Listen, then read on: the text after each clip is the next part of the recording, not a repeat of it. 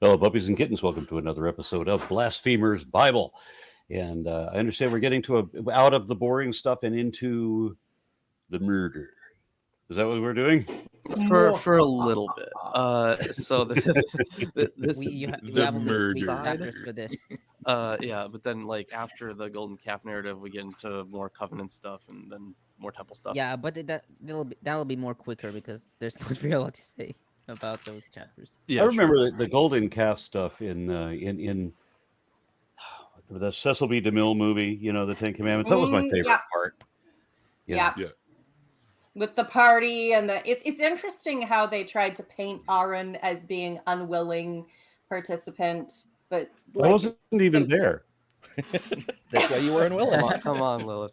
Come on. Hey, Aaron. I know. He has us so well trained. I can't get out of the habit. No, that's why they had to make the special ointments with the oils and the cinnamons and whatnot, is they had to like literally paint him into the position. Yeah, that makes sense. That works. There's a lot of juicy stuff about this chapter.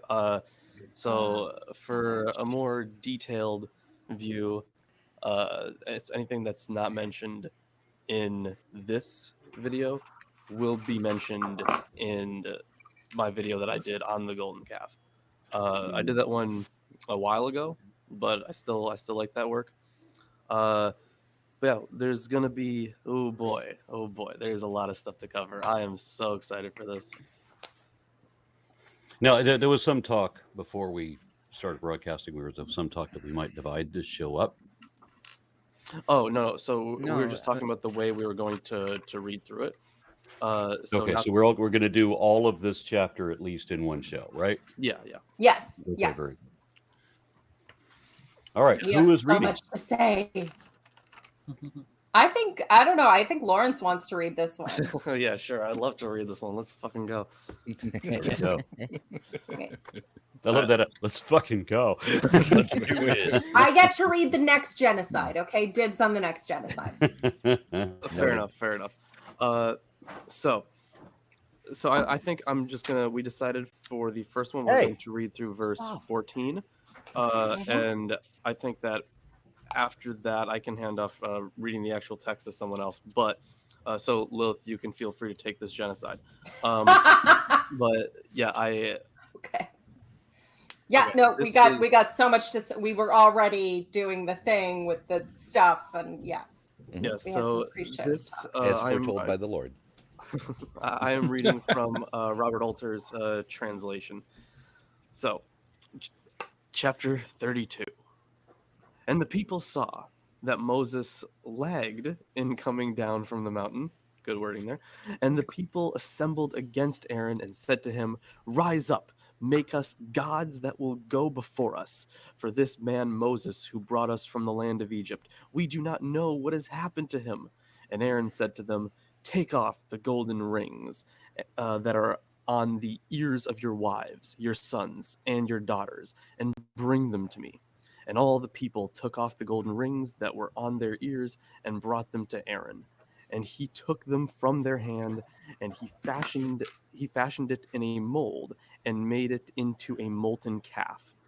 And they said, "These are your gods, O Israel, who brought you up from the land of Egypt." And Aaron saw, and he built an altar before it. And Aaron called out and said, "Tomorrow is a festival to the Lord." And they rose early on the next day, and they offered up burnt offerings and brought forward communion sacrifices. And the people came back from eating and drinking, and they rose up to play. And the Lord said to Moses, "Quick, go down, for your people that you brought up from Egypt has acted ruinously. They have swerved quickly from the way that I charged them. They have made them a molten calf and bowed down to it and sacrificed to it and said, 'These are your gods, O Israel, who brought you up from the land of Egypt.' And the Lord said to Moses, 'I see this people, and look, it is a stiff-necked people. And now leave me be, that my wrath may flare against them, and I will put an end to them, and I will make you a great nation. And Moses implored the presence of the Lord his God and said, "Why, O Lord, should your wrath flare against your people that you brought out from the land of Egypt with great power and with a strong hand? Why should the Egyptians say, 'For evil he brought them out, to kill them in the mountains, to put an end to them on the face of the earth'? Turn back from your flaring wrath and relent from the evil against your people. Remember Abraham, Isaac, and Israel, your servants, to whom you swore by yourself and spoke to them. I will multiply your seed like the stars of the heavens, and all this land that I said I will give to your seed, and they will hold it in estate forever." And the Lord relented from the evil that he had spoken to do to his people. Was that 14 my verse? Yeah, that's 14. Mm-hmm. So, Mm-hmm. lot of things to say about So this. many things. You Yeah. know what? I know you have the bull historic angle covered, so I'm going to cover the domestic violence angle. Okay, sounds good. So we're gonna start this. So a long time ago, in the '60s, actually, there was a critical study written by Moses Aberbach and Levi Smoller. Um, and they started off by saying, here's a list of 13 parallels between this narrative and the narrative of Jeroboam's golden calves, multiple golden calves. This one just has one. So the translation here that Alter has, he says that it's a molten calf. But I think this one actually is from every single commentary that I've read. This one specifically is gold. Yes. So there's a reason that they use the word molten, and I'll get to that. But yeah, there are 13 parallels between this and I think it's 1 Kings 12 and the preceding chapters. So it's about so in 1 Kings, this King Jeroboam, I think he lived around 900 BCE, around there.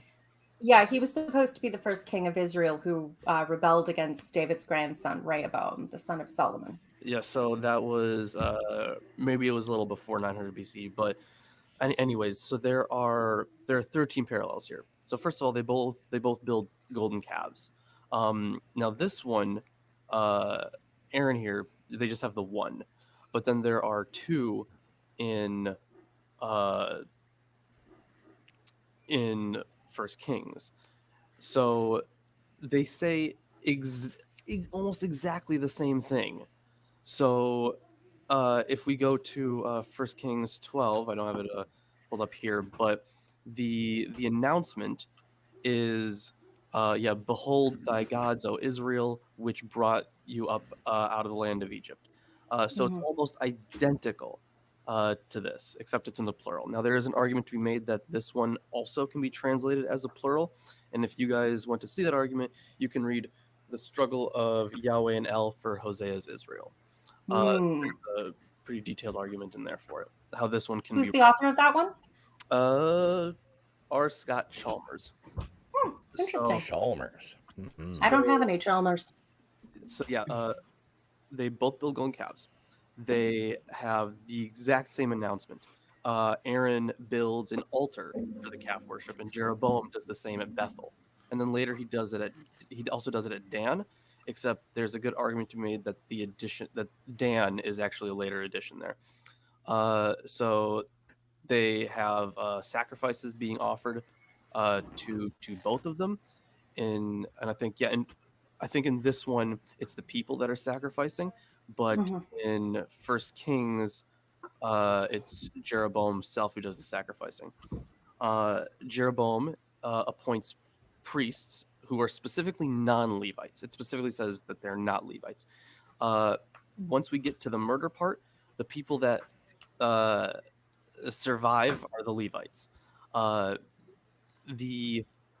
So on both accounts, the golden calves that are made are it's the great sin of the nation. So for a while through this narrative, we will see references back to it as being this great sin. And this is like what's the phrase? Par excellence, the sin par excellence.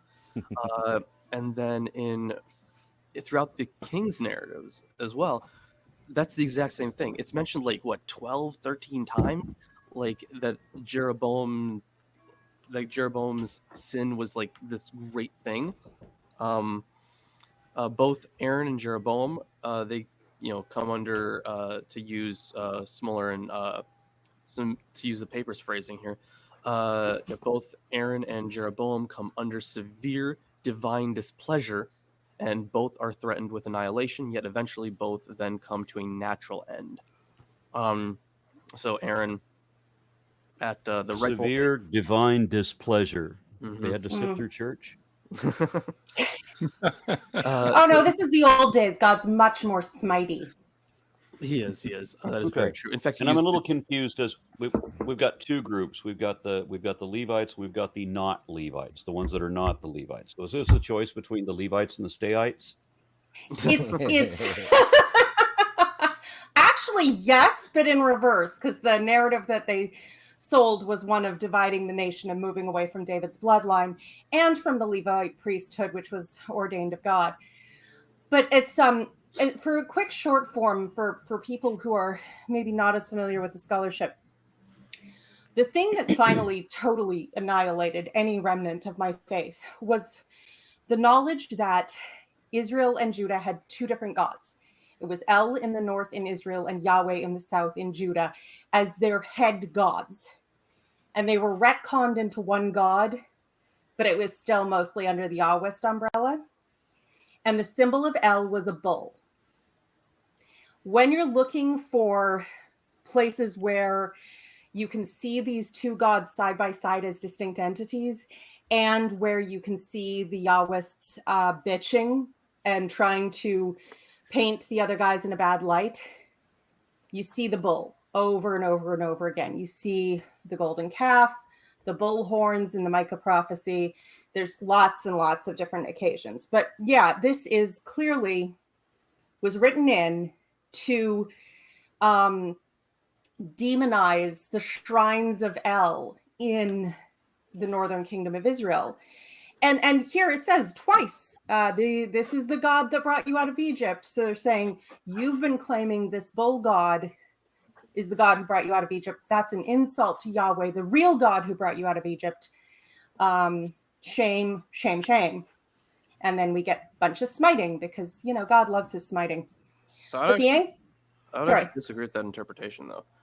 So the thing is, the identification here with these are the guys that or this is the God that brought you out of Egypt. That's a clear identification with Yahweh. Jeroboam would have had the same thing. He would have identified it with Yahweh, except he. Oh my God, that loud ass dog.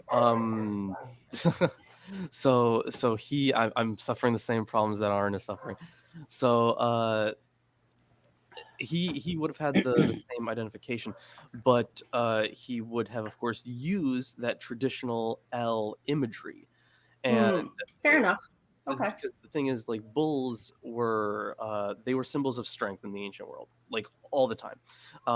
There are gods that are shown on top of bulls to be like they're standing on top of them to show that they have like subdued this strong thing. And there are images of like Hittite. There's an image of a Hittite king worshiping a bull statue, and it's also important to realize that I think Joseph is also described as a bull. Like he is, yes. In fact, that's actually a very interesting point that you bring up, because sometimes he is or I think, was it Joseph or Jacob? Joseph.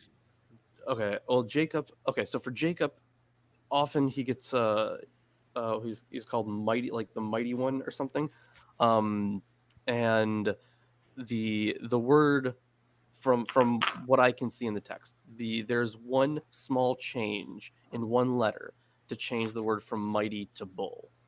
And okay, so root. Yeah, there's a And I very mean, even in medieval art, Moses was painted with horns, the horns of power, kind of a thing. That thing is was coming Loki? from an from the vision. interpretation from chapter 34, Yeah. which we will It's get to that, but mistranslation it's not of, really rays of about. light.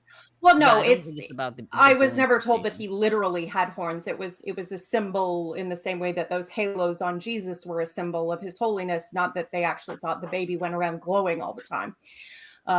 Is E.T. phoned home. Would have been cooler if he did. So if we remember how these texts were written, right? So I believe that Jeroboam did construct at least one golden calf. And this is kind of noted in Hosea, for example. So Hosea has this whole section, I think it's in chapter 11. Where is it? I know it's in here somewhere. Right. Okay. So he starts off for 11:2. They called to them, so they went away from me. They sacrificed to Baals, and they burned incense to the idols. And that's very important, the Baalim there, right? But then you go to verse 7 in Hosea. Was it Hosea 2:15? You said? No, Hosea 11. 11. Yeah. Because I also have reference to Hosea. So Yeah. So in verse 7, my people are hung up concerning returning to me. Concerning returning to me. Altogether, they call on him as El, the Most High, but he will not lift them up. So the idea here, and that is variously translated, but there's an argument for that translation. So the idea is that there were that El, being the high god of the Canaanite pantheon, there were so many. Like the bull imagery is one thing, right? But then he also uses what's the word? Epithets, similarly for Yahweh as were used for El, and that's the closest connection there is to El and Yahweh. So yeah, you're right that over time he essentially got all of these traits of El essentially got co-opted into Yahweh, and so if we compare this, there's another golden calf. So there are two other golden calf narratives, right? There's the one Dan and Bathsheba, yeah. Well, there's sorry.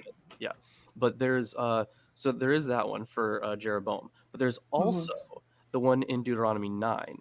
Interestingly, that's a very errated version, but the one in Deuteronomy 9 does not mention that it's made of gold, and that's incredibly important because from that we can construct a tradition history. So what we have here is one tradition in Jeroboam. We have another tradition in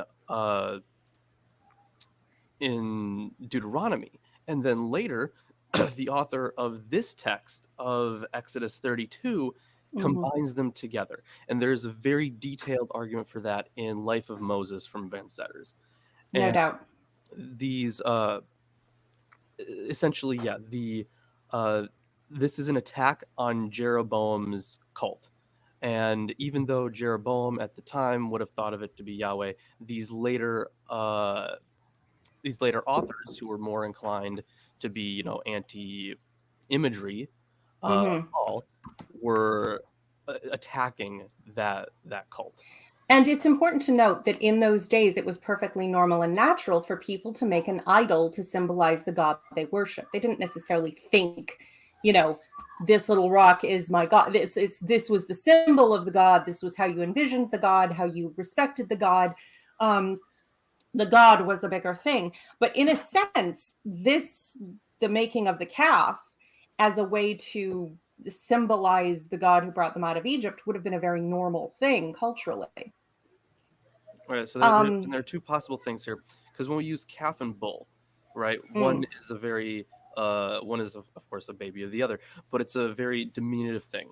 And interestingly, as pointed out by Theodore Lewis in The Origin and Character of God, this is one hell of a tome of a book. So he points out that the reference to calves in we are picking up somehow. Is everybody else having a lag problem, or is it just me? I'm not right now. No, I don't really experience. Maybe all right. Okay on my end. Yeah, I seem okay as well. So he points out that the use of a calf it can mean one of two things. So he has one hypothesis where essentially it means that this was to show, because usually high gods, gods that were originators were represented as bulls, but then their kids were represented as calves. So so this is another, we have a connection there to because I think Baal was sometimes identified with a calf rather than a bull. Right. He was a son of El, wasn't he? Right. So the idea, there are two possibilities. Either slowing down a lot. Oh, they're okay. They're fixing their internet thing. Yeah. So one of the possibilities is that this is kind of a polemic against El, saying that El he's no bull, he's a calf. That's one possibility. Another possibility is that this is a direct reference to this being, or the Jeroboam's cult being about Baal. But the thing is, because of the other identifying factors, it was still probably taking directly from El imagery rather than Baal imagery. So yeah, there's. And you can have more than one angle on a propaganda line. You know, help me out here. Sorry. It was my understanding that El was the sun. Was that not an interpretation also? I thought he was the sky god and sort of the high deity. Pantheon. Doesn't that make him the sun? Oh, do you mean literally like the sun in the sky thing? Well, like in the story in Isaiah, you know, when they talks about how art thou fallen from heaven, you know, Hallel ben Shahar, right? So you have the story of Venus trying to overtake the moon in the astrology, and then the rising dawn. That was one interpretation that I read, and El was the sun. So or the Shahar and Shalim, you know, the dawn and the dusk. Wait, are we're gonna have? Hold on, is this the verse about that's been interpreted? That's Isaiah. It's the first stuff. Yeah, the stuff that they turned into a rebellion of angels because reasons. Yeah, that was the one where that was the prophecy on Babylon. That was about Satan, right? Was that one? Or am I thinking? Yeah, I mean, it wasn't real. It was. No, now it's about Satan. People like to interpret it as Satan, right? Lucifer. Yeah. That's Fulgate, I think. I swear, as a Christian, I heard so many claims like that, and I'd be like, I'd repeat the claims mindlessly, but then I'd be like, oh well, where is that? Then I'd read the reference and be like, holy shit, they're stretching. And then suddenly I'd stop talking about that because that was, you are really, really stretching the text. Yeah, that was about the king getting too big for his britches, essentially, trying to pretend he was God. That wasn't about anything actually astrological. But yeah, El has always been the high god of the Canaanite pantheon. And is it possible that this story of the golden calf was originally a Northern Kingdom Elohist source that was criticizing Aaron, and I guess by extension Yahweh as the calf, son of the bull, maybe taken from Baal, and then later is redacted. So I mean, there is an argument that some of this comes from an Elohist source and some from a Yahwist source. Part of the assimilation process, perhaps. Yeah, and then the P would have gone in and redacted and tried to make Aaron look a bit defend him less of a twat. The thing is, because of the parallels that we get throughout the entire text with Jeroboam, I don't think that it would have been split up quite like that. There are even further parallels, right? Like I mentioned a few of them. I mentioned 8 of them. There's the desecration of the calves is exactly the same. What else was there? And then one of the biggest parallels is actually their kids too. So I'm going to quote directly from that paper. The most decisive evidence of the close connection between Aaron and Jeroboam is the fact that the 2 eldest sons of Aaron, Nadab and Abihu, and the 2 recorded sons of Jeroboam, Nadab and Abiah, I guess, bear virtually identical names. It is also remarkable that both the two eldest sons of Aaron and the two sons of Jeroboam die in the prime of their life, the former in their father's lifetime, while the latter, Abiah, dies in his father's lifetime, and Nadab is murdered in the second year of his reign. As for the cause of their deaths, the two eldest sons of Aaron died because they burn incense and offer a strange fire, presumably an idolatrous act, before the Lord. While nothing corresponding to this is recorded of Jeroboam's sons, Jeroboam himself is reported to have offered incense at the calf altar in Bethel. So there's the very close connection with the kids there. Definitely.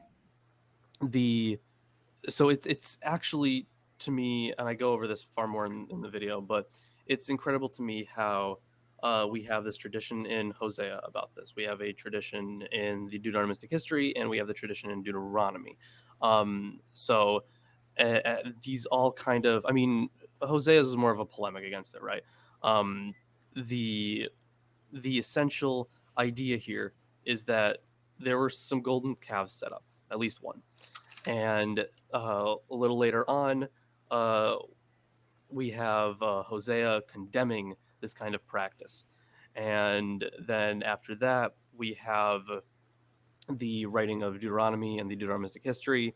But then after that, the narratives are stuck together to turn this golden calf episode into a polemic against Jeroboam, more than just the like a traditional one, an actual like written, like literarily dependent one.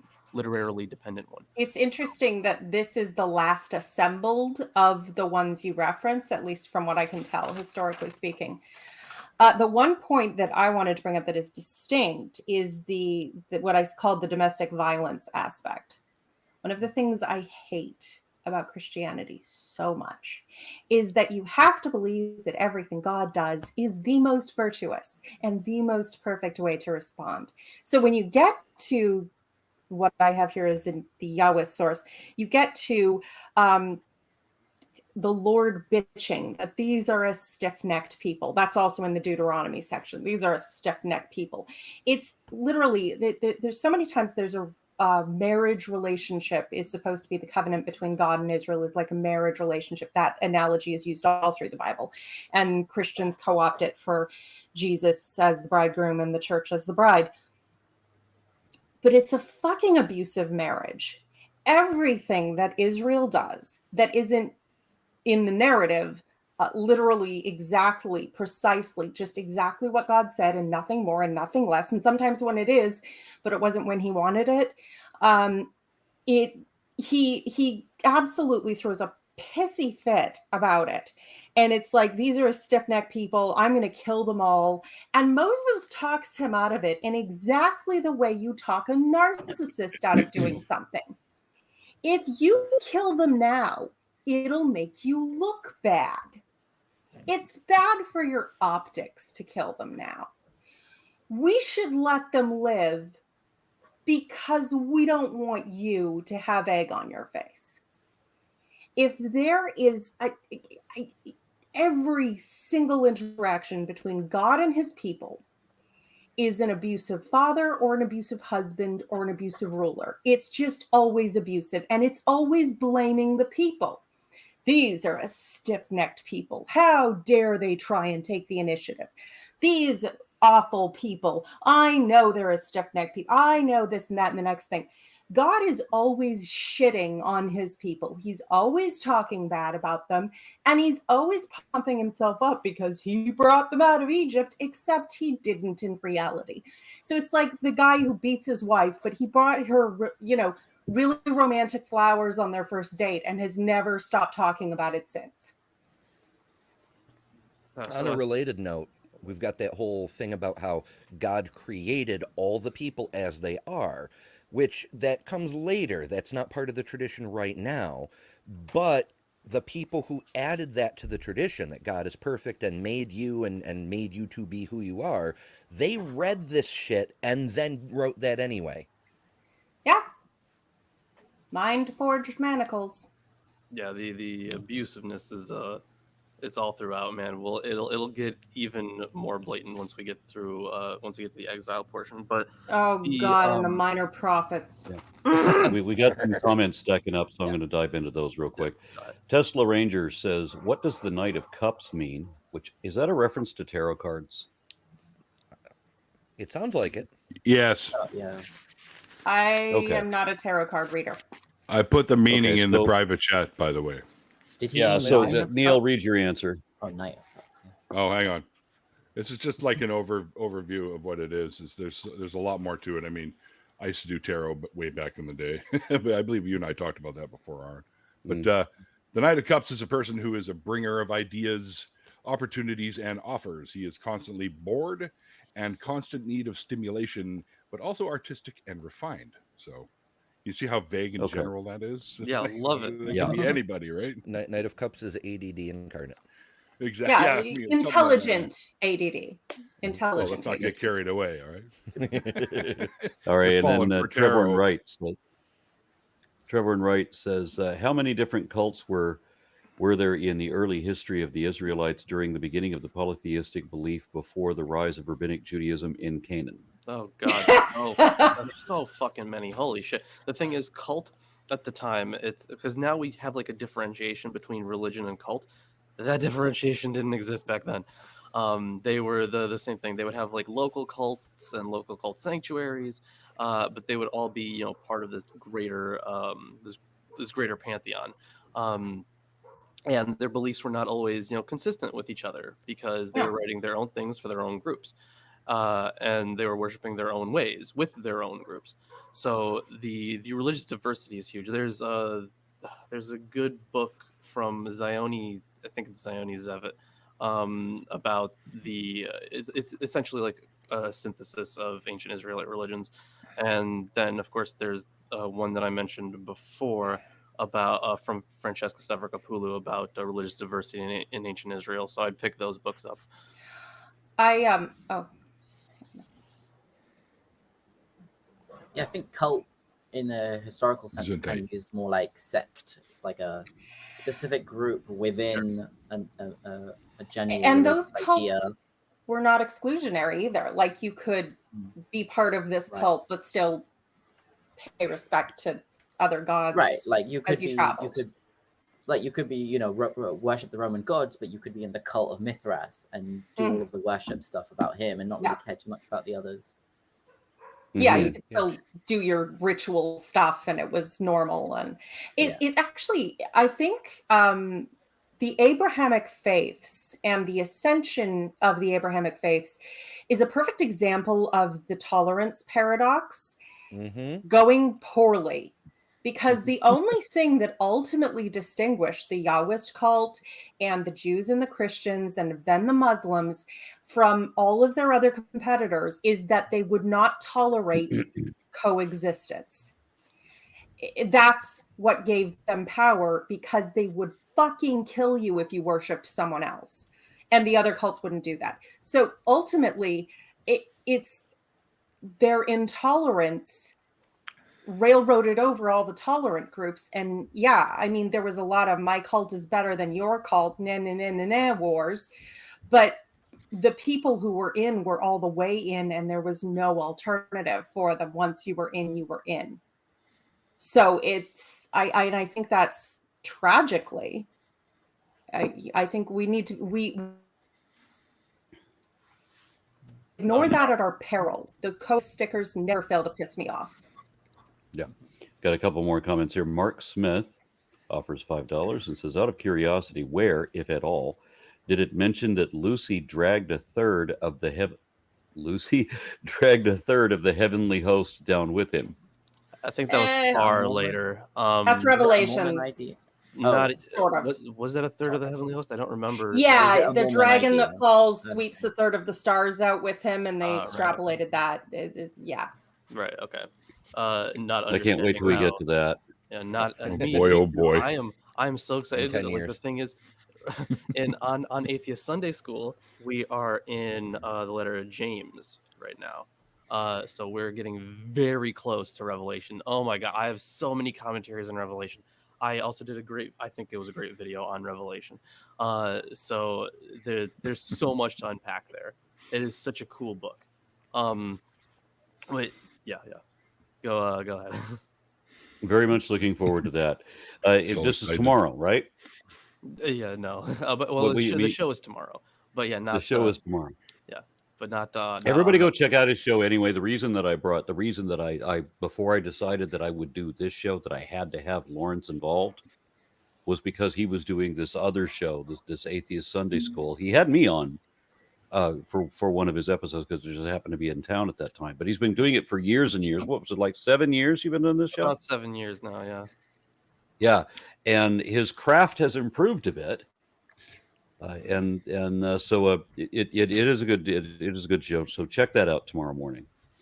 Really Right. appreciate Now the that. next comment that I have to read, David Vilhoen says, "So if Christians say I'll just worship God in my own way, he is going to be pissed. And remember, everything warrants the death penalty." Except beating your slave. Oh no, Maybe no, beat that him just too hard. gets you. Don't beat him too hard. Yeah. Yeah. Oh, It just gets you a if you sternly punch a worded woman in the lecture. stomach- If you punch a woman in the stomach and she has a miscarriage, you've therefore performed an abortion. That gets you a fine, but that's a different charge than murder. But we'll get there.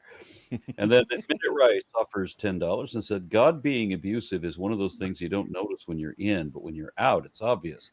All good things are God, and all bad things are your fault." That's essentially the theology that developed from, in my opinion, from the exile. We'll get into it more, but yeah, that's essentially the idea. That's Yeah, common to- I'll be carrying the banner of God as abuser for however long we're doing this. And yeah, then that's Eric common to Wander. lots of abuse. Like you don't notice it. Eric until Wander they're- says, "I'm sorry, I keep talking over you, Isaac. Let me know." Sorry, I just said that it's common to other types of abuse that you don't know it's abuse until you're out of it. Yep. Yeah, that's what they mean when they say that you're too close to the situation, which, doesn't seem to make sense. But so Eric Wander offers 50 ARS. What is ARS? Argentinian pesos. Okay. And says God needs anger management, and Moses is his therapist. Just calm down, God. Breathe in and out. Breathe in and out, and then count to 10. LOL. And then let me kill your enemies. Yeah, well, you count to 10, and he just thinks of 10 reasons he should kill people. That's what the 10 Commandments are. Obviously, yeah. Well, he's just trying I to read work that through as a a natural list of selection. 10 things he does not want you to do. So essentially, we'll probably get into it more, but the bulk of my commentary on this section is essentially over. There was just so much to pack in. I wasn't exactly sure in what way I could put it in there because it spans so much, and I'll reference a few things here and there. But yeah, I know I talked for quite a while, but I had a lot of material on this. So All right, are we reading? Now it's my turn. He hasn't started his commentary. Yeah, We yeah. cannot miss Comer's commentary. Yeah. This is gonna be Okay, verse 1. Sorry, yeah, verse 1. Moses was so long in coming down. This is both the NIV and JPS version. So the Talmud, Shabbat 89 reads, Shabbat 89a reads, Rabbi Yehoshua ben Levi said, "What is the meaning of that which is written? And the people saw that Moses delayed, in Hebrew, boshesh." Do not read the word in the verse as boshesh, rather read it as ba'ushesh. 6 hours have arrived. When Moses ascended on high, he told the Jewish people, "In 40 days, at the beginning of 6 hours, I shall arrive." After 40 days, Satan came and brought confusion to the world. Satan said to the Jews, "Where is your teacher, Moses?" They said to him, "He ascended on high." He said to them, 6 hours have arrived, but they have paid no attention to him. Satan said to them, "Moses died," and they paid no attention. Ultimately, he showed them an image of his deathbed, and that is what the Jewish people said to Aaron, "For this Moses, the man," etc. Okay, hold on a image of his second. deathbed in the clouds. You missed out. Yeah.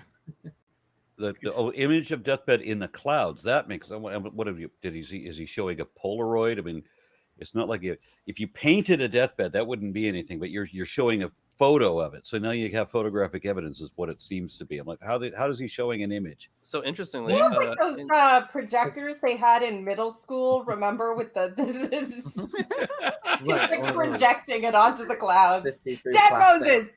Well, he had holograms. I think he likes yarn. There is, I think it's in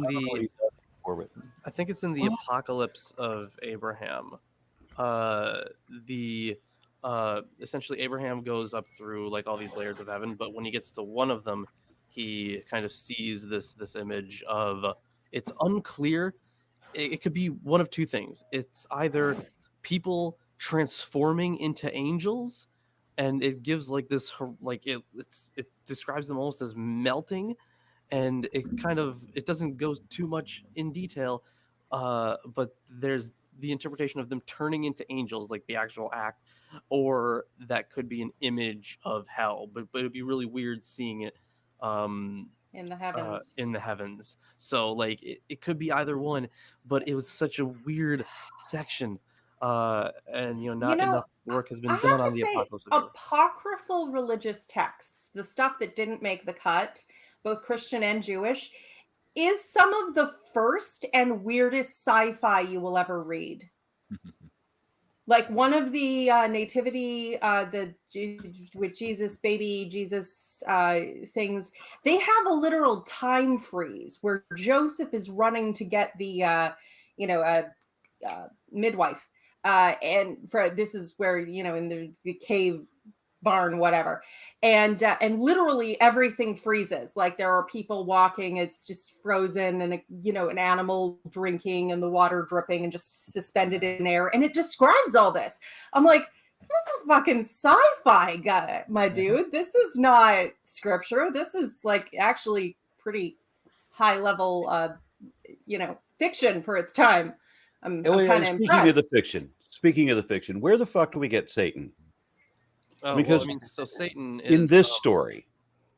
Oh yeah, out of their ass. Yeah, that's just an excuse. Yeah, it's a defensive. It's a defensive. Right out of they're defending. They're saying how the Israelites. Why would they start worshiping an idol just because he was late? They must have been influenced by Satan to think that he was dead. So they just stuck their hand all the way up there. And just, Yeah, that's semi-contradictory though, because God, who knows everything, is all mad at these stiff-necked people. He should know Satan's down there spreading confusion, right? But I guess not. That's really a Christian thing, isn't it? I mean, the Jews aren't really that fascinated with the Satan character. God is both good and evil. They don't need the Satan is character. The left hand of God. He's just he's the puppet. We need a sock puppet, Satan. Yeah, and so the Christians are the one. The Christians are the one who polarized it and said that God is all good. Yes, it would make sense in the Hebrew way, that with Satan being an accuser. So he's saying, hey, he's the accuser. He will, kind of like in the story of Job. He goes down and he messes around with him and stuff to see if he will curse God and stuff like that.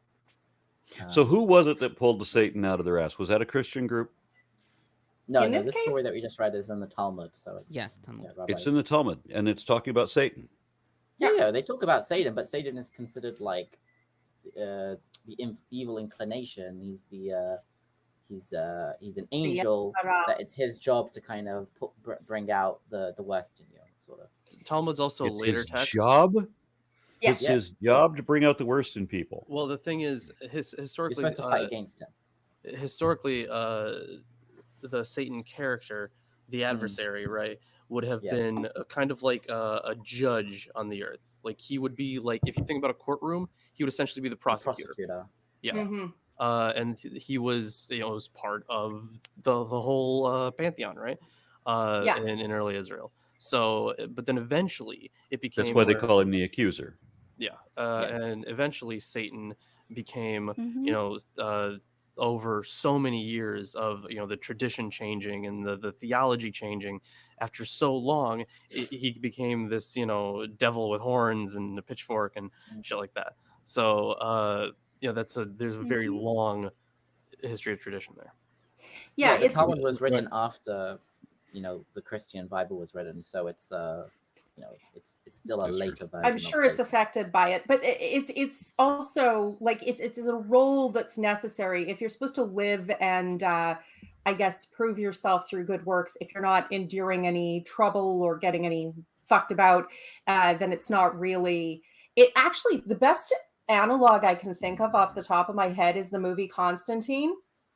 When Gabriel tries to start the apocalypse and Constantine is trying to stop Gabriel, and Gabriel's like, but if I bring this trouble to you, then humans will be so noble when they're in trouble, but when they're too comfortable, they're not. So he's like, I'm going to fuck everything up so that you can actually show your mettle and be better, basically, is the justification there. And that's honestly the closest thing I can think of to that devil.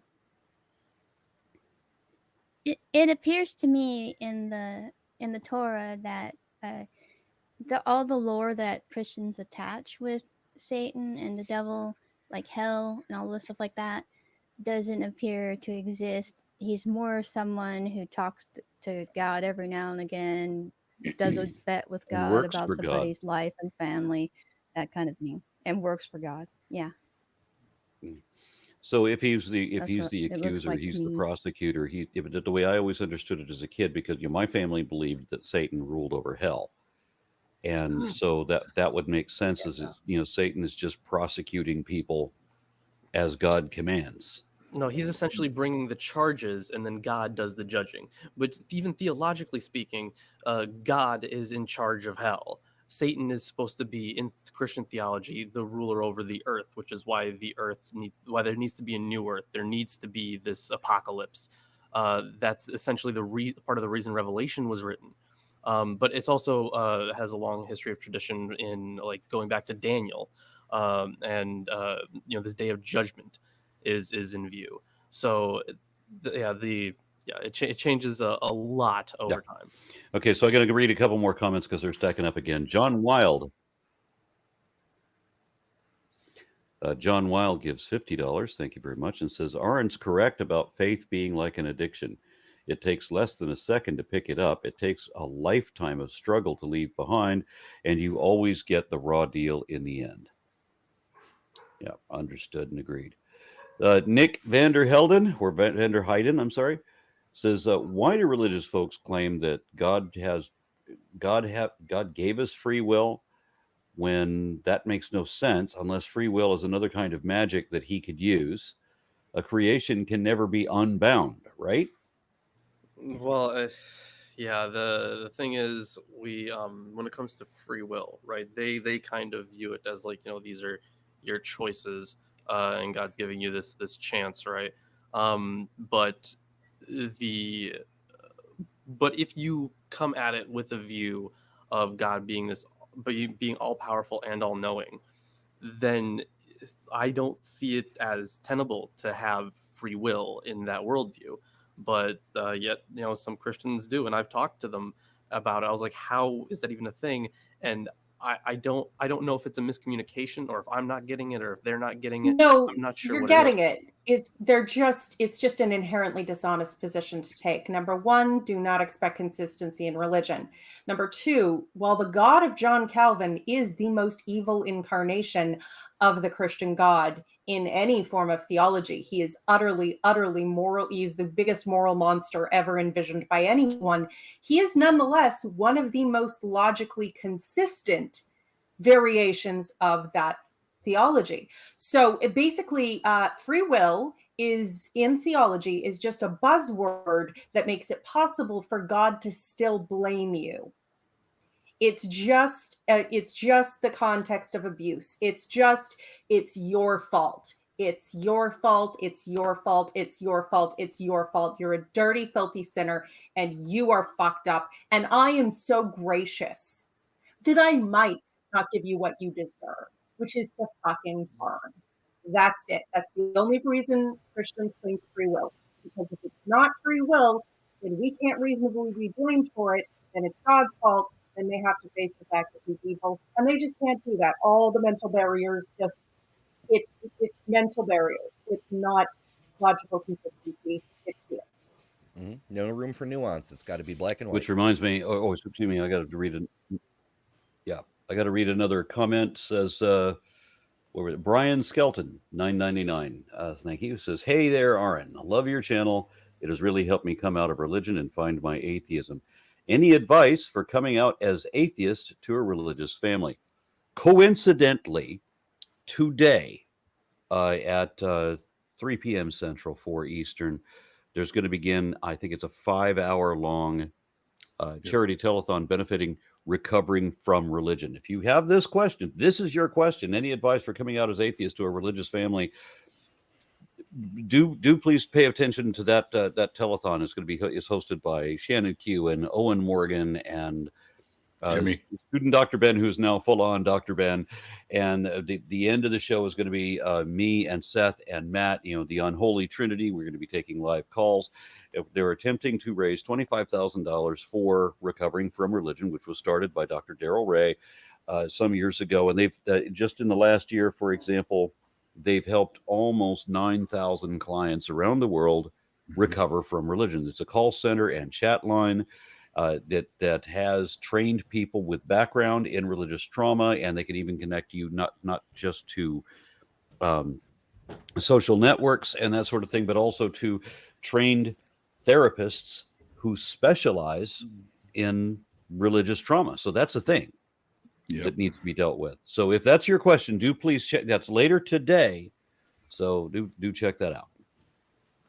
All right. So the next question, and who is hosting? Where I'm going to have to put a link in for. I'll put it. Well, I'll get Peter to put a link in the chat for where that is. Yeah, it's just over in on the next line. comment.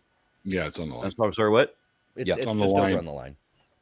Yeah, I want to be able to put the link for it. Then Nick Vanderheiden says, for an all-powerful being, God sure had trouble writing his own book that he had to hire his own creation to write it for him. Yeah, imagine being able to create itself, create existence itself. No book, though. Yeah. Also, why didn't he hire Shakespeare? Who makes a Shakespeare and then has someone else write your damn book? They were even doing the King James while Shakespeare was alive. What the hell? So Anton Gomez offers a super sticker of 40 Mexican pesos. Thank you, Anton.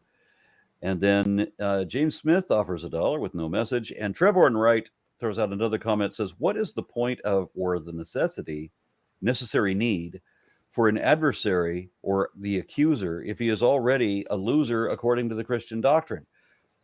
Why is this necessary when it makes no sense?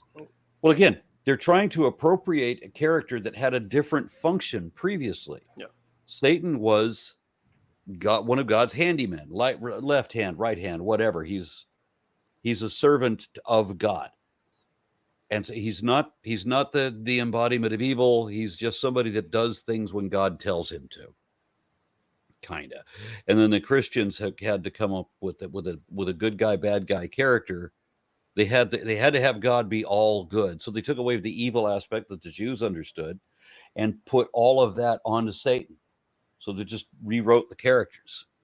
It's for when they don't want to blame themselves, because it's never God's fault, so it's our fault. But when it's not our fault, or it's not the religious leader's fault, because let's face it, personal accountability is a bit shaky in the faith.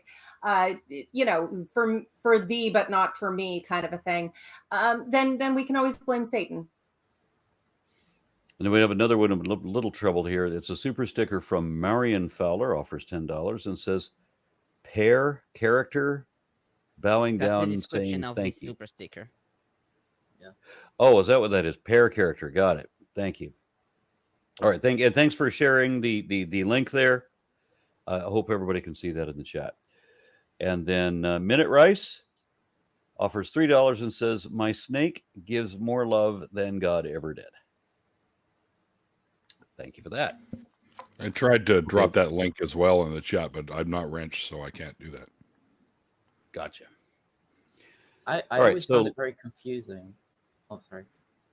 No, go ahead, Isaac. I always found it very confusing that in Christian doctrine it says like Satan, it rules hell with an army of demons, but they're also punishing the wicked, and I never understood that. It's more that the hell. Okay, there are variations in Christianity, but if we're going like a Milton style Paradise Lost, then what you have is hell is a place of punishment. Satan and his demons are cast down there first, so they're less ruling and more occupying. The line about Satan being the ruler of earth, which is something, again, it depends on your sect. The JWs are really big on that one. Has more to do with like this concept of divinely appointed authority.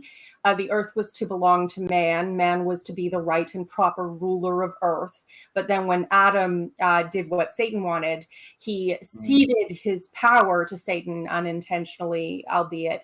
And so through, magical, again, mystical, supernatural aspects of authority, then Satan rules the earth and then he's the ruler of the power of the air, etc., etc. So it's built into this thing where he's like an illegitimate usurper, but still technically played by the rules. So he rules earth, and God is, subversively working against him via his people.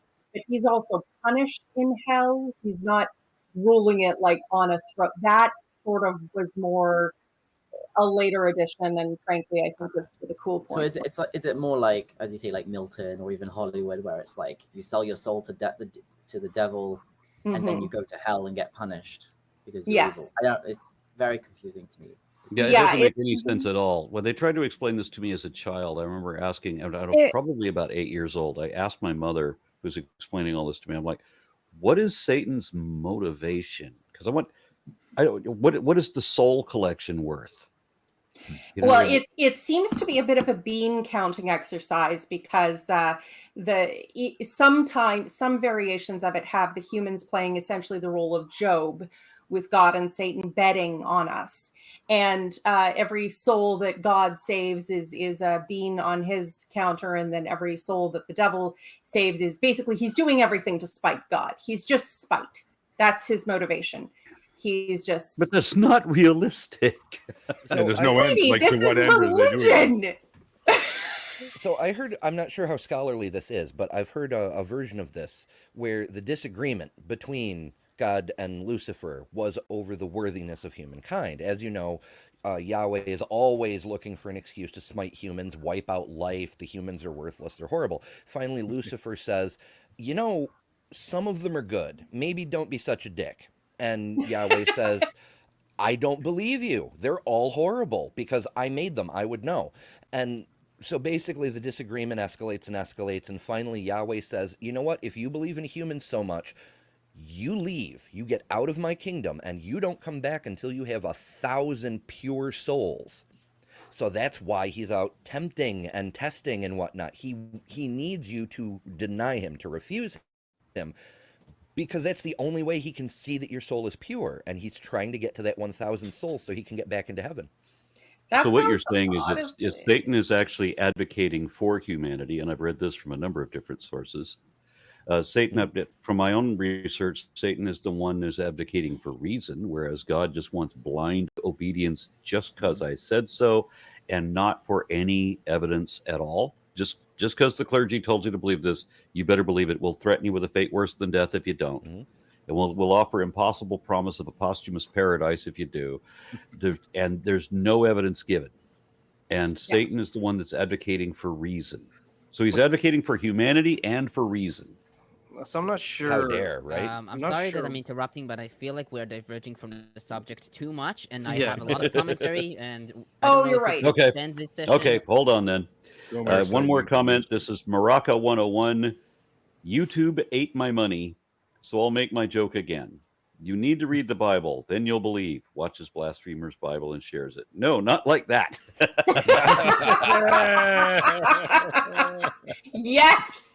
Yes. Okay, Okay, so yeah. we'll Yeah, continue then. Yeah, sorry. Verse 2, the gold earrings. More accurate will be ring, since the word nezem could also denote nose rings. So Avishur comments, it is important to emphasize that the gold rings are mentioned several times in conjunction to idolatry. For example, Genesis 35:4 reads, so they gave Jacob all the foreign gods they had and the rings in their ears. In Judges 8:24, Gideon asks to give him the rings from the lute to create an ephod, much like what Aaron's doing here. It should be noted, however, that rings are brought as an offering for the making of the tabernacle, alongside other jewelry in Exodus 35:22, and sorry, in Hosea 2:15, which is in the Old Testament is 2:13, the ring is mentioned as a decoration in the worshipping of Baal. Quote, I will punish her for the days she burnt incense to the Baals. She decked herself with rings and jewelry and went after her lovers, but me she forgot, declares the Lord. Why are the priests always trying to steal my jewelry? Dude! Fuck off! Verse 4, made it into an idol cast. That's in the NIV. Hebrew, it reads, Vayatzar oto bacheret. The meaning here is uncertain. The Septuagint reads, formed them with an engraving tool, possibly reading from Isaiah 8:1, where cheret means engraving tool.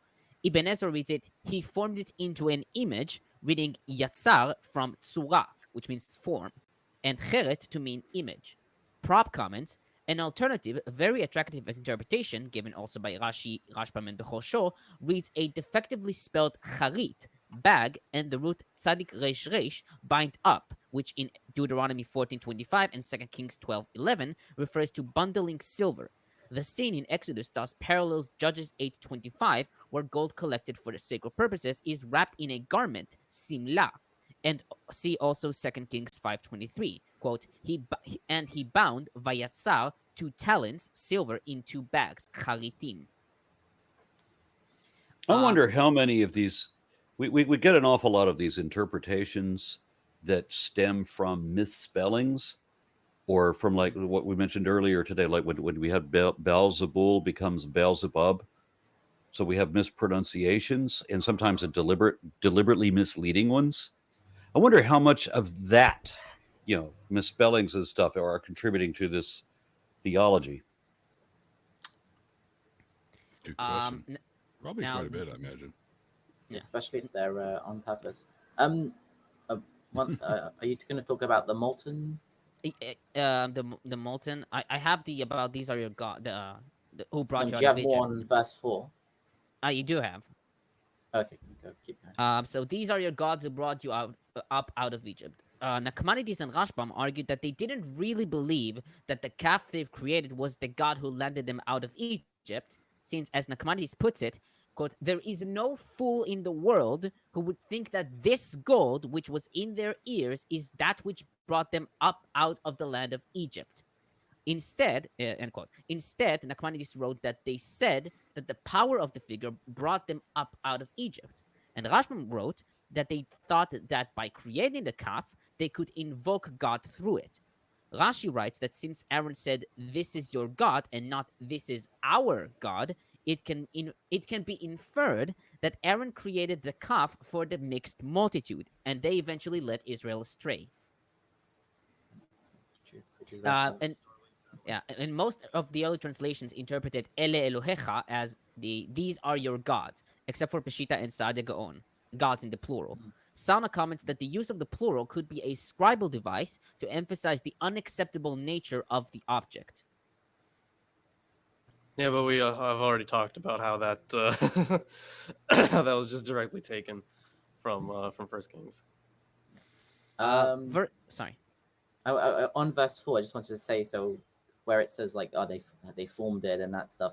There is like the rabbin. I don't know where it comes from. Rashi definitely brings it down that Aaron threw the gold, put the gold into to melt it down, and it came out fully formed as yeah, that's in this chapter. I think, and even like that's moving the excuse he gives.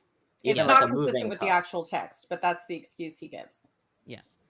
Oh, I think we'll get to that. That was probably made originally to be like defensive against, to make Aaron look not as bad, and also And then there's also the idea that the mixed multitude had magicians, and they brought it to life with their magic. Mm-hmm. It sounds a bit like a kid who's like, I don't know, I was standing on the other side of the room and then the plate just fell and it smashed everywhere and I was nowhere near it. I don't know, man. Verse 6. So the NIV reads, indulge in revelry, but in Hebrew it's letzachek. The stem tzadik chet kuf could have several meanings, as we've seen previously in Genesis. For example, sexual immorality, Genesis 26:8, 39:14 and 17. Dancing in Judges 16:25. Bloodshed, 2 Samuel 2:14, and playing, according to Septuagint, Vulgate, Peshitta, etc. Verse 9. Oh, you want to say something? I just wanted to say there is this idea that if it means bloodshed, it's referring to this midrash that says that they killed Hor. Because he was the only one to stand in their way or something. There is like one midrash that says that they killed Hor. Yeah, I think Rashi says this as well, but I forgot. Yeah. Okay, verse 9. Stiff-necked people. Lawrence, everything all right?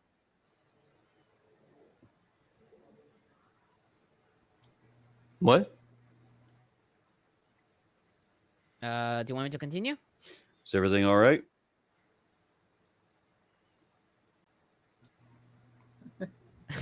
It looked like somebody was talking to Lawrence, and it was something serious. So I was inquiring. Oh, to me. Okay, I was like, who? I wasn't sure who you were talking to. Yeah, everything's fine.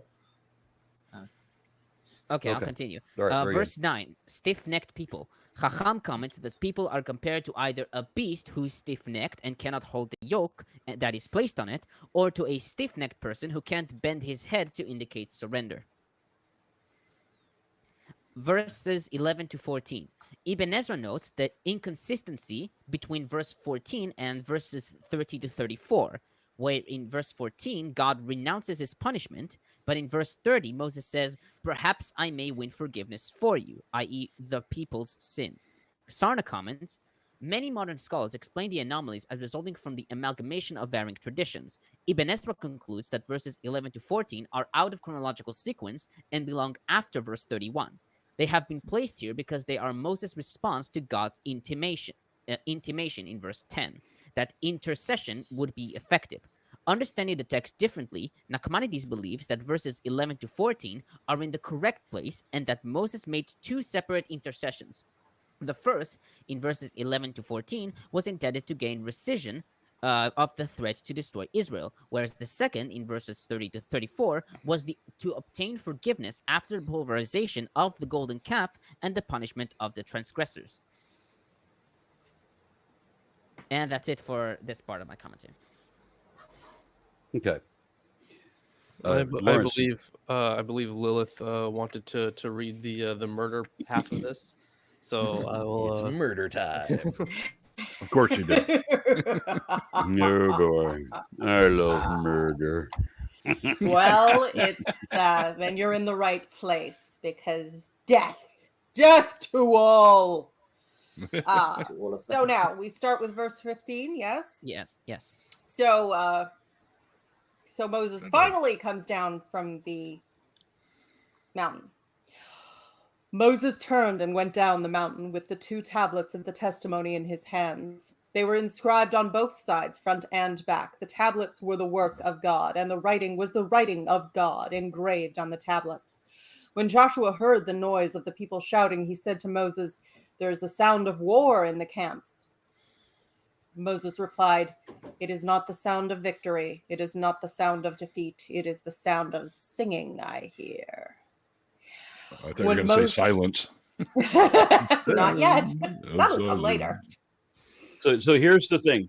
Couple of things right there. So in the Cecil B. DeMille film, the 10 Commandments, the only good part of that movie is when Moses leaves and everybody gets really happy and starts partying because Moses is gone. Yeah. And Moses comes back and he realizes that everybody's having a good time and fuck that. So he's going to ruin everybody's day now. Yeah, and also the tablets are written on both sides, right? And this is the work of God. The writing is of God. But as we're going to see soon in a couple of chapters, when Moses goes back up, when he breaks the tablets and go back up, and God says, this time I'll be the one who writes it. I'll write it by my own hand this time, as opposed to last time. But last time, which is this time, they say that this is the work of God, that God did the writing. Could be argued that so- it could be argued that the Torah is not in chronological order, as many commentators noted. So Okay, well, doesn't I'm going to really? finish the Someone reading. could argue that? yes, Yeah, the people can cope their ways into thinking that. Yeah. Us, we can argue that. So yeah, Joshua, in case you forgot, he's halfway up the mountain, just sort of like as the point man, sitting with his thumb up his ass because, you know, he's Moses' second in command, and that's a real fun job. So at least his military second in command. This seems to, we'll get into that later. Anyway, so it is the sound of singing. When Moses approached the camp and saw the calf and the dancing, his anger burned, and he threw the tablets out of his hands, breaking them to pieces at the foot of the mountain. And he took the calf they had made and burned it in the fire. Then he ground it to powder, scattered it on the water, and made the Israelites drink Wait. it. They took the calf. Yes. we'll get to The that. golden calf. Yes. Aaron, I'm sorry that I'm being rude, but please let Lilith finish. And then they burned the golden calf because that makes sense. Yes, I know. But then they ground it up. It's gold. Gold isn't really flammable. Yeah.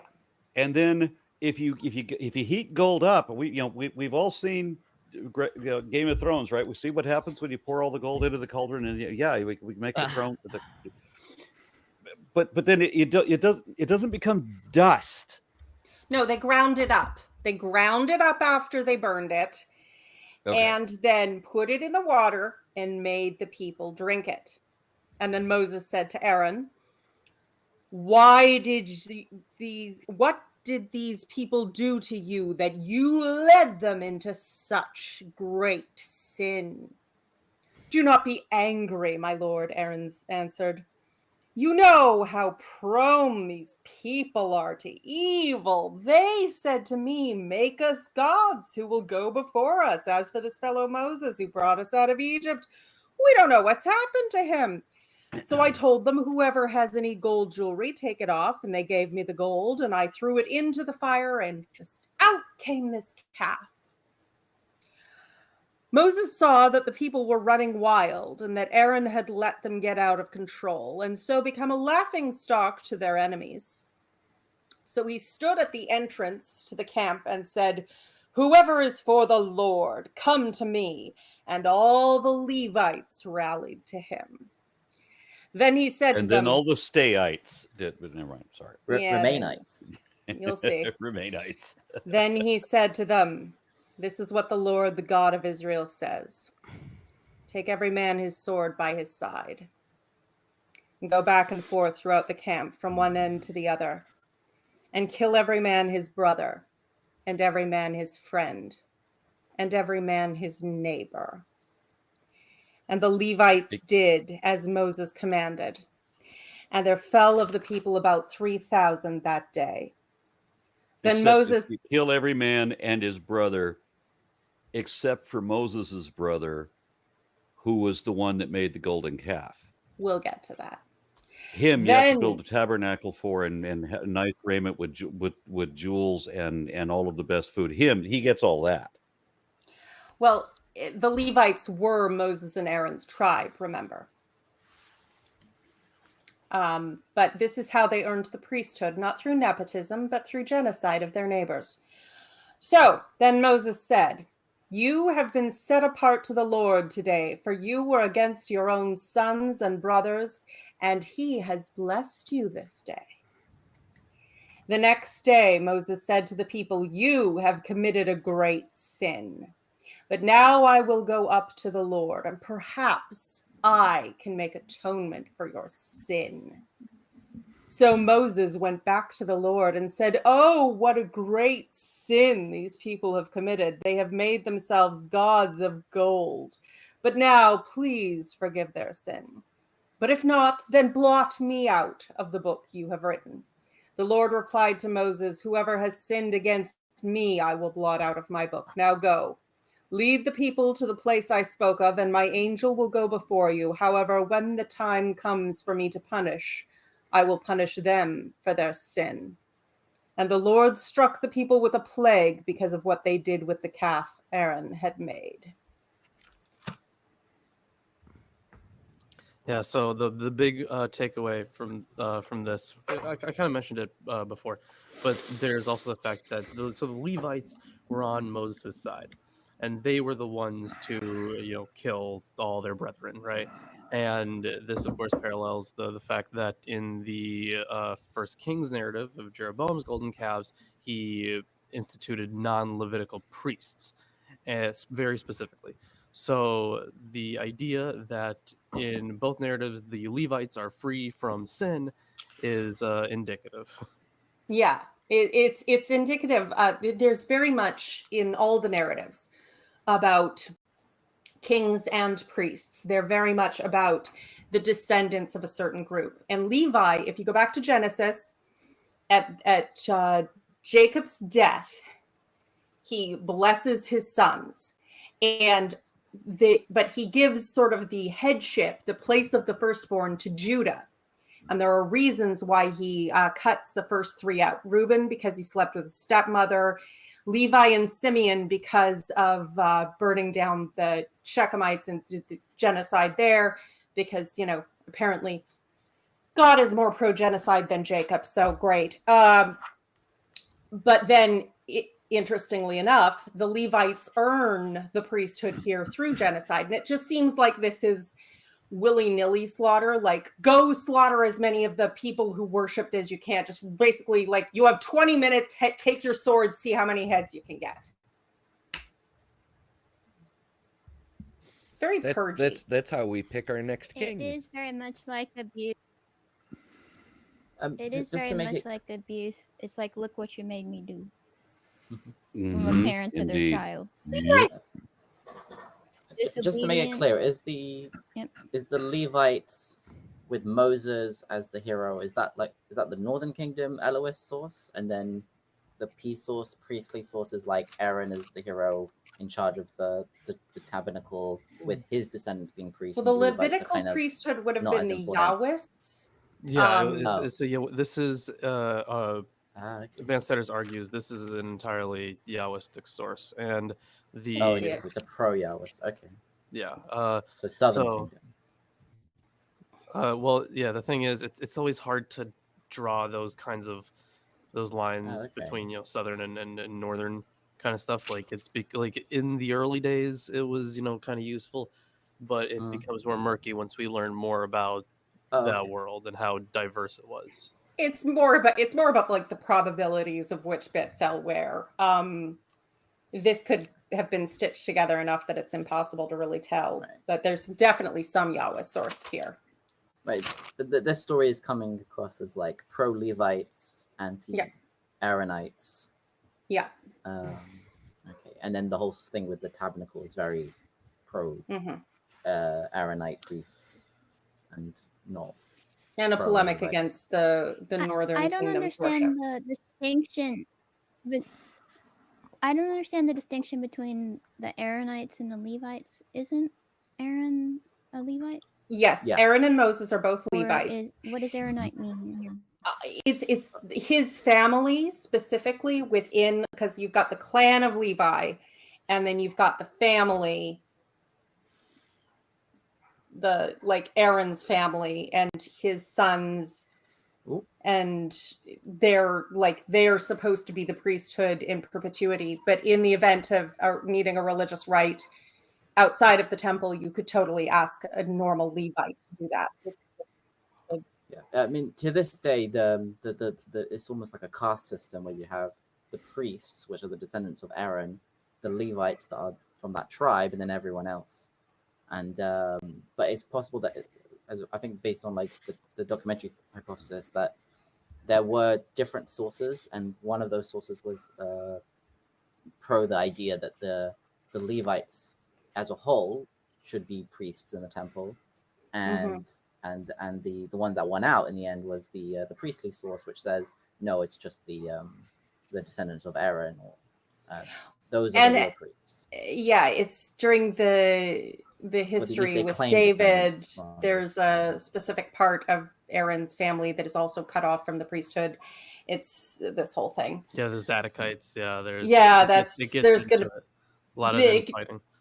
But you see, even in Judges, before the times of the kings, the Levite, if you needed a spiritual thing done, you would get a Levite, if you didn't have a judge or prophet right to hand.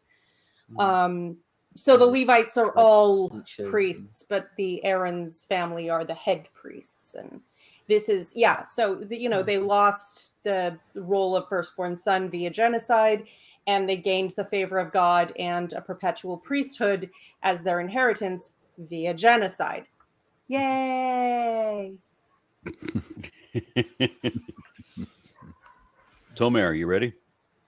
Do you want to read the comments or? Okay, I'll read comments. Eric Wander offers 100. What was that? Argentinian somethings? Pesos? Argentine peso. Argentine pesos. Okay, so why did Moses have to break the tablets? He knew what the people were doing. God just told him about it. So why is Moses now acting all surprised? Ah, yes, for the sake of the fable. I get it. LOL. Because I do have it. we have to have two different sets of. Okay, but I do have a comment on this, Tomer but- describe that. Yeah, but you'll finish all the comments and I'll start my comment. Okay. And then Andre Castanos says, hello all. Do you guys think that God deceived Moses intentionally to get him to pray on behalf of Israel because God knew he was going to kill the Israelites? Maybe God pretended? I see a bit of that. as well. I could see that kind of a bargain. Like, I'm going to kill them all. Don't kill them all. Yeah. Kill me instead. Fine, I won't kill them all. I'll just kill But some of them. The verse says, leave me because I want to kill them, implying that if you don't leave me and beseech me, I won't. So it's kind of, the way he worded it kind of implies that that's what he wanted. Yeah. Mm-hmm. Yeah, of course, he wanted someone to kiss his ass. That's not new. And then Eric Wander offers 50 Argentine pesos and says, the same benevolent God that just told you not to kill is now the same God that is asking you to kill. What a great father figure.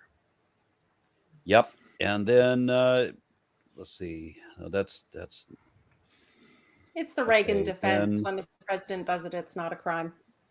Andre Castaños says, unless God was going to kill the Israelites for worshiping the calf, but changed his mind thanks to Moses, how could God change his mind? He knows all things that are ever going to happen, so he already knows if he's going to change his mind before he makes his mind up in the first place, right? Well, in ancient Israel, he wasn't all-knowing. Well, hold on, I didn't finish the question. I've got to finish the question, to be fair. But changed his mind thanks to Moses, disproving his immutability. What are your thoughts? Thank you very much. Now the question's done. Go ahead. All right, yeah. I mean, in ancient Israel, they didn't really think of Yahweh or really any god as like all-knowing or all-powerful. That also was a much later development after a lot of syncretic. After there was a lot of syncretism with other religions, it eventually kind of evolved to that point. Oh my God. Okay. Oh I yeah, just for good realized- reason. God is the ultimate copium. He is, because he was not all-knowing at this point, but they just have to keep coping with not getting what they expected. So it's always a deeper plan. So he's actually greater than you thought, and it just keeps going and keeps going and keeps going until you have an Sure. infinite paradox of absurdity. Yep. And Until he's then- bigger than big and older than old. And He had to be. Yeah. He had to be. He had to be bigger than all the other gods. He exceeds every dimension you can exaggerate. Yeah. And then Anton Gomez says, according to Islam, it was not Aaron who built the Aaron. He wrote Aaron. It was not Aaron who built the calf, but a Samaritan who used dust from the horse of Gabriel to enchant the calf. Why not? Is that slang for some kind of drug? I like that Gabriel Dust. actually has a horse. Also, apparently, it sprinkles fairy dust. Oh, I think I can fly. I think I can fly. Interesting. Yeah, what's the Magic dust feather. of the horse? Yeah. Yeah. So why are they so defensive of him? Okay, so that was the last comment. Tomer? Okay, yeah. Yeah, I'll start it. Verse 16. So Sarna comment. This verse amplifies this statement in 24:12. Rashi observes that these descriptions may be taken either literally or figuratively. If the latter, they convey the idea that the Torah is God's preoccupation. Maimonides rejects the literal interpretation that a physical action on the part of God occurred. He cites Mishnah Avot 5:6, which places the inscribed tablets of stone among the extraordinary phenomenon that were created just before the onset of the Sabbath at creation. He explains this verse to imply that the tablets came into being at creation by divine will as part of the cosmic order. He notes that references to God's quote unquote work and God's finger quote unquote appear also in Psalms 8:4 in reference to the creation of the heavens, which were brought into existence by divine will, according to Psalms 33:6. Put in a different way, our text expresses the fundamental biblical teaching that the Ten Commandments are divine imperatives that are as much constitutive of the cosmic order as are the laws of nature. But that is interesting that that you would point that one out, because there was this idea later on, and I mean, like, post exilic, that these laws existed before, like, they were given straight to Moses. They were already, like, inscribed in tablets in heaven and stuff like that. Like that idea pops up in a couple apocryphal texts that we've read on Friday Apocryphal Podcast, and I forget which ones they were because we've read so much, but that idea does pop up. Okay. Verse 19, he threw the tablets out of his hand. Various interpretations have been given to the reason for throwing the tablets. Rashbam, based on Pirkei de Rabbi Eliezer, comments that when Moses saw the calf, he got exhausted and threw them as far as possible so that they wouldn't drop on his feet. Nachmanides comments that Moses threw the tablets out of pure anger. Ibn Ezra comments that the tablets served as a document of witness, and thus he tore up the contract of God's covenant with Israel by throwing the tablets. He notes that Deuteronomy 9:17 tells that Moses threw the tablets in front of the people, thus both sides of the contract saw its proof breaking. Prop writes that in the ancient Near East, it was custom to destroy a contractual document to nullify its contents. For example, the Assyrian vassal treaties were ritually smashed before the empty Assyrian throne after the fall of Nineveh. Verse 20. Oh, you want to say something? Yeah, I just want to say that you said about how, like, he got exhausted and he threw them as far as he could so he wouldn't fall on his feet. There is a rabbinical interpretation, which is that it would have been impossible for Moses to be able to carry the tablets himself because they were so heavy. And the only reason he was able to carry them because, like, the divine spirit was holding it up. And when the divine spirit left him, at that point, he couldn't hold it, so he had to drop them.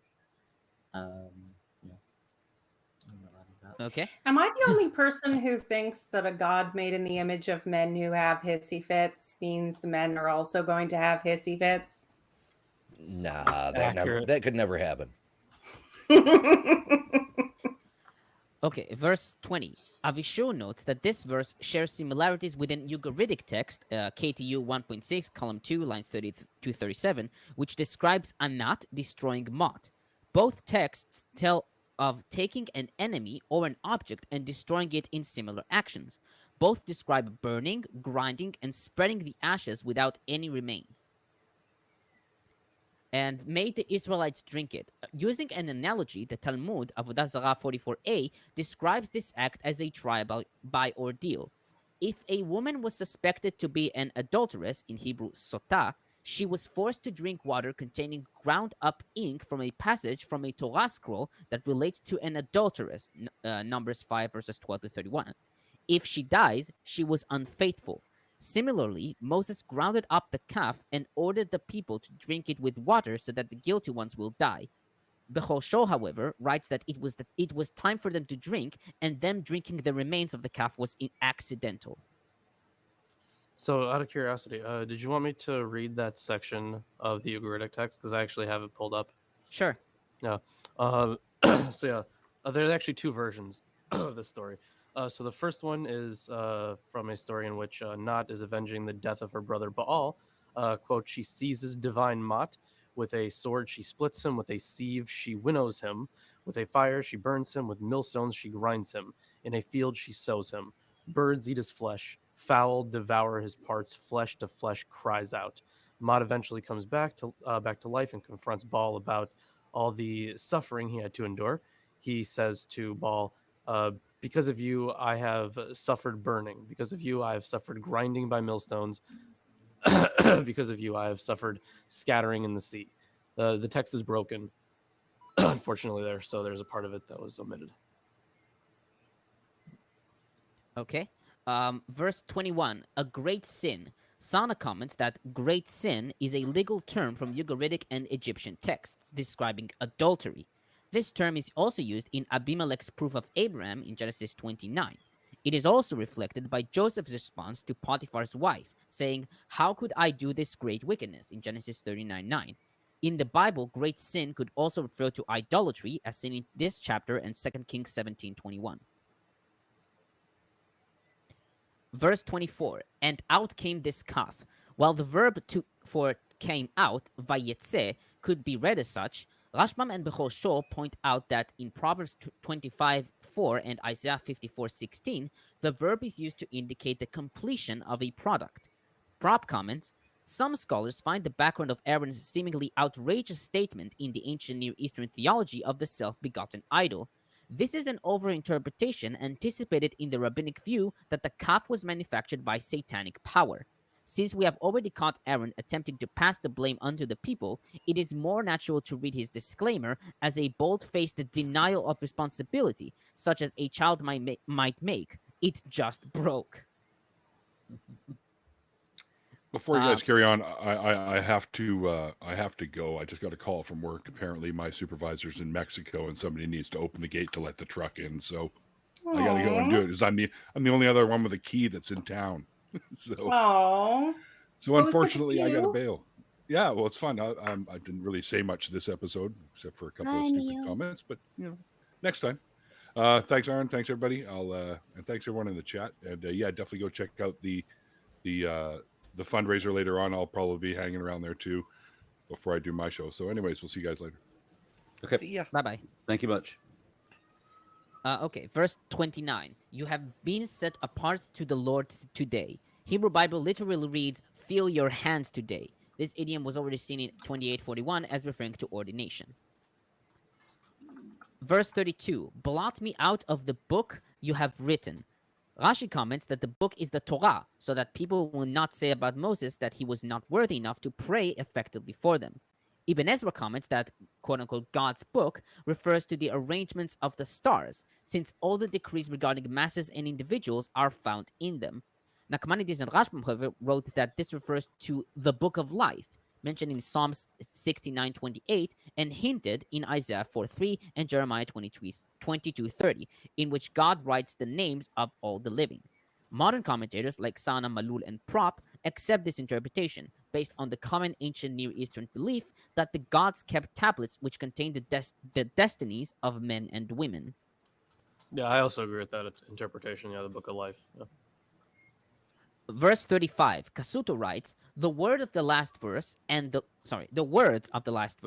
Lord struck the people, etc., do not necessarily refer to that very day.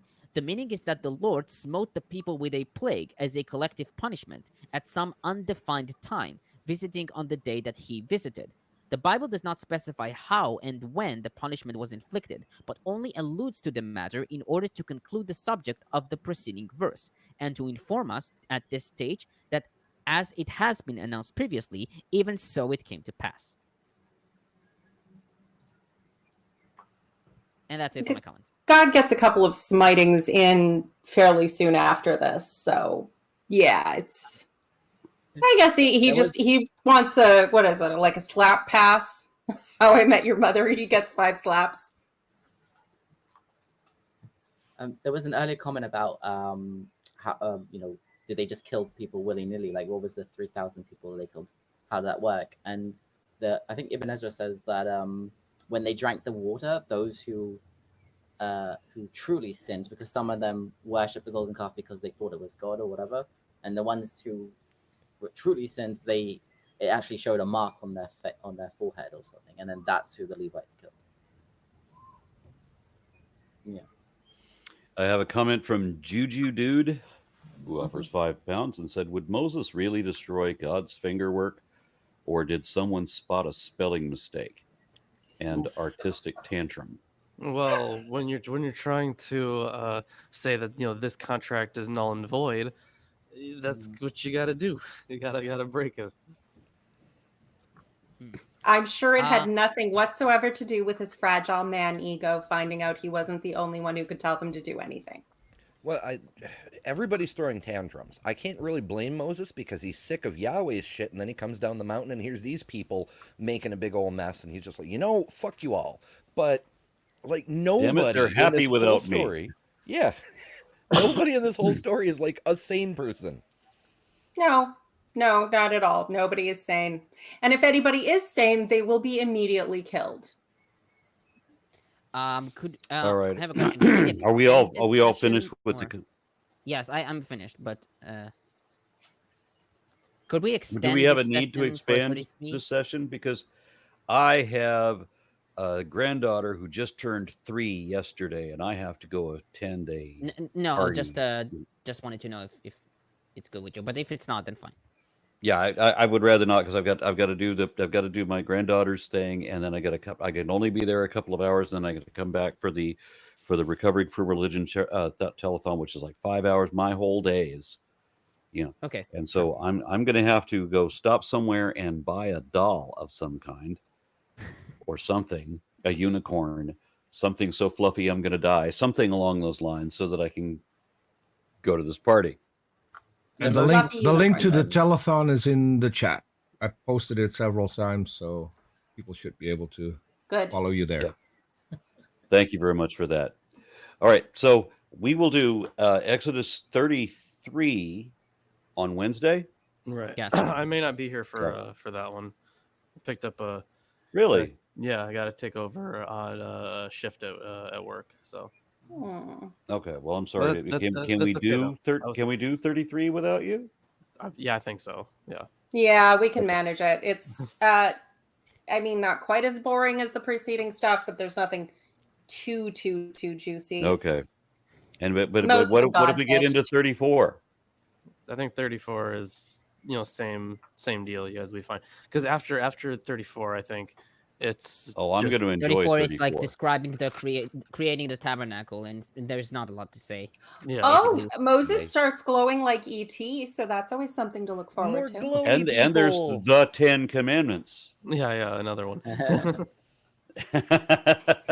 For the first time the Bible actually uses the phrase the 10 Commandments, because it clearly was not just 10 before.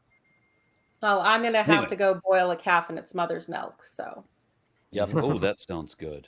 I have to Mm. ignore the Or a feast of berry. unyeasted bread or whatever. A little bit of Mm. buttered beef. Mm. All right. Mm. All right. So I'm out. Thank you, everyone. See See you you guys. Wednesday. Bye bye, everybody. Join Bye, the Discord. everybody. See ya. Yes. See you in the Discord. Brilliant. Oh, I saw a comment. Someone asked, all right, what would you put in a circle to something? And this symbol, yeah. Yeah, Here I and scorpion where spice. you're gonna stop. I mean, you could just ask Melissa. I didn't hear what Isaac was saying. He was cutting out a little bit on my end. So say that again. Oh, there was a comment in the chat that said, asked, all right, subscribe to